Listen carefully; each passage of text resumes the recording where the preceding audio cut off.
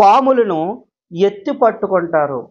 ఈ వచనం చాలా మందికి తెలియక పాములను ఎత్తి పట్టుకుంటారు అని బైబిల్‌లో ఉంది కదా అని చెప్పి అడవుల్లో తిరిగే పాముల్ని తెచ్చి చేతుల్లో పట్టుకొని పైకెత్తి దేవునికి ఆరాధన చేస్తున్నారు. హ్మ్. ఎందుకయ్యా మీరు ఎలా చేస్తున్నారంటే మార్కు సువార్తలో ఉంది కదండీ! పాములను ఎత్తి పట్టుకుందురు అని ఉంది కదా! అందుకే మేము పాములు ఎత్తి పట్టుకుంటున్నామని లిటరల్‌గా ఆ మాటను అలాగే వాళ్ళు వినియోగించేస్తున్నారు. దానివల్ల చాలామంది పాము కాటుకి గురయ్యి చనిపోయిన వాళ్ళు కూడా ఉన్నారు. హ్మ్. అయితే ఇక్కడ పాములను ఎత్తి పట్టుకుంటారు అని ఏ ఉద్దేశంతో చెప్పాడు యేసయ్య అంటే, పాములు అంటే దయ్యపు శక్తులని మీరు ఎత్తి పట్టుకుంటారు.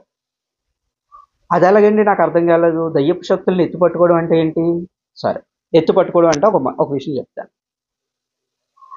ఈవిల్ పవర్ మీద మీరు అధికారం పొందుతారు. అర్థమైందా?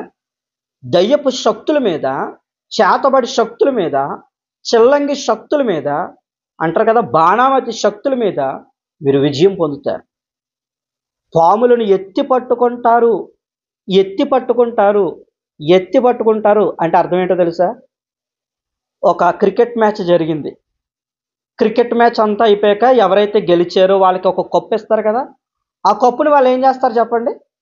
ఆ కప్పుని ఏం చేస్తారు? ఇలా ఎత్తి పట్టుకుంటారు.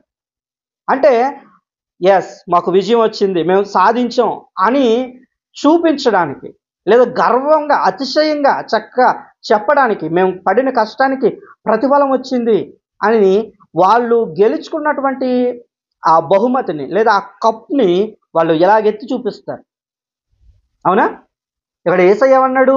పాములను మీరు ఎత్తి పట్టుకుంటారంటే దయ్యపు శక్తుల మీద మీరు జయాన్ని పొందుతారు అని అర్థం దానికి.